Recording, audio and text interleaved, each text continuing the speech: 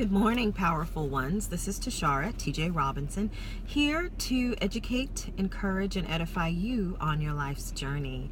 I'd ask you to pop over to YouTube to subscribe to my channel, Tashara, TJ Robinson. I'd appreciate your support, and I appreciate if you would become a subscriber.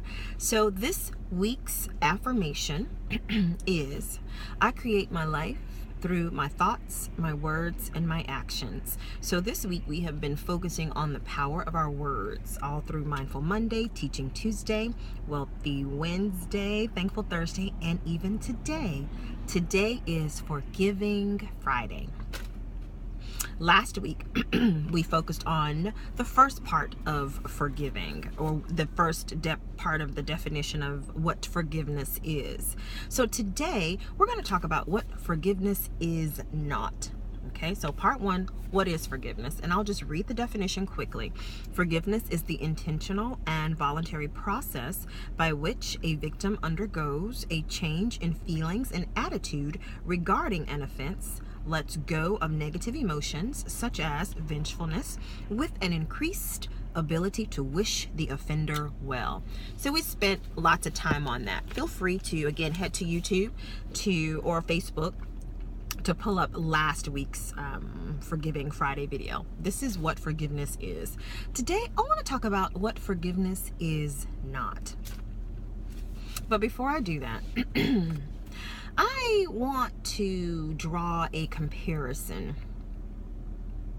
I earned a degree in accounting, and the basic concept of accounting is when you record a transaction, that transaction has to hit at least two accounts.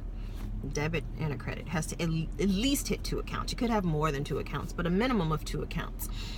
If you do not record that transaction in at least two accounts, your books are going to be, what they say, out of balance. I find life is the same way. When a transaction happens to you, an offense, a hurt, that's the first part of the transaction. You have to put that transaction somewhere. And you have a choice on where you're going to put it. You can keep it inside and bury it as unforgiveness and bitterness and vengefulness and anger. Or you can give it over. You can give it over to the Lord. You can forgive. You can release that. But just like in accounting, it has to hit two accounts. Whatever transaction hits your life, it has to hit two accounts. It's going to hit you. We know that. But what are you going to do in response to that hurtful transaction happening to you? So again, let's talk about what forgiveness is not. Forgiveness is different from condoning, which is the failure to see the action as wrong and in need of forgiveness. When someone wrongs you, that is a true wrong. I mean, we're not talking about petty jealousies or whatever. Oh, I don't know, she didn't speak to me or anything like that. That's kind of silly.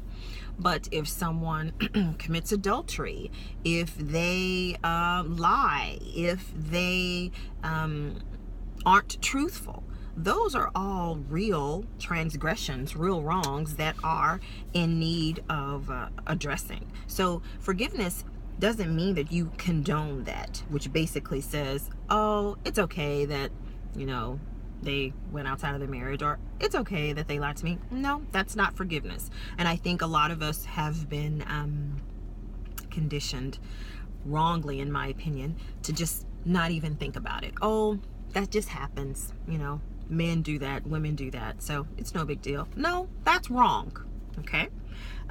Forgiveness does not mean excusing, not holding the offender as responsible for the action. So a person who has wronged you, if I have wronged you, if I run into your car, it's an accident, but I need to be held responsible for that. That's why I have insurance or whatever, so that I am held financially responsible for that. The same with an offense. those people need to be held responsible for that action. I need to be held responsible for whatever action or grievance I may cause. I've had to ask forgiveness too, from my children, from friends, from family. So I don't want to portray this video as we're always the victim. If we're honest with ourselves, we have also committed some offenses as well. So I want us to think about it on both sides. You being the offender and you being the one offended. So again, forgiveness does not mean condoning. It does not mean excusing. It does not mean forgetting, removing awareness of the offense from the consciousness. A lot of us do that. Well, you just have to forgive and forget. No, forgetting is dangerous. Don't they tell us all the time, if we don't remember our past, we will probably repeat it? So forgiveness and forgetting, two separate processes. I think you can remember an offense. I think it's actually wise, because that's how a person establishes their character with you. So if you're always forgetting and it always keeps happening, that's not forgiveness. Okay.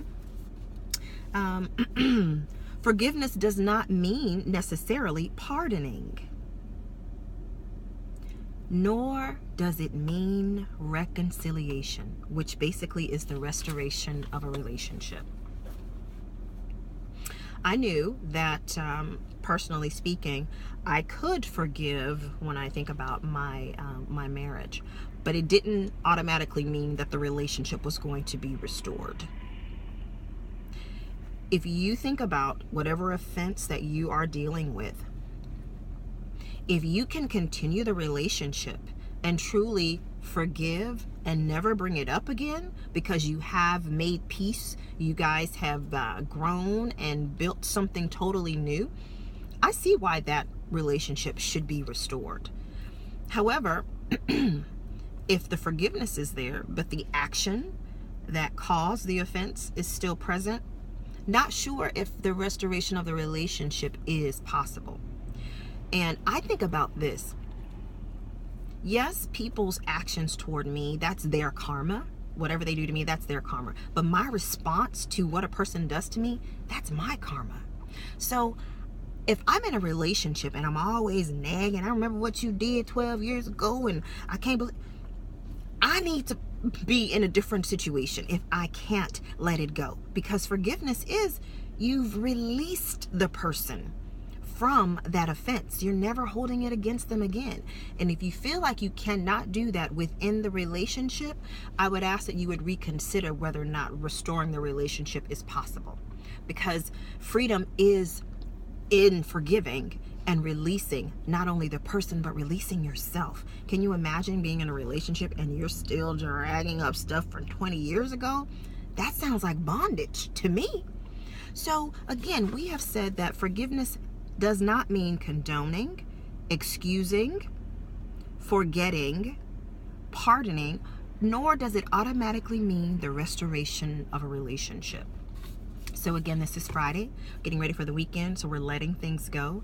Today, I would encourage you to take out a journal, write down some things that you still may be harboring, maybe some unforgiveness, a mate, an ex-mate, a parent, cousins, friends, church members, community members, people on the job. I'm not sure. But when I tell you, I've experienced probably as much offenses as you have. I've been laid off before. I've been dumped before.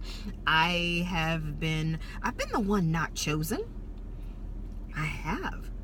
So even I have to process, how am I going to handle that transaction? Where am I going to put that other side of that transaction? I can either hold it in, harbor it for years, and then make an assumption about who I am as a person, or I can let it go.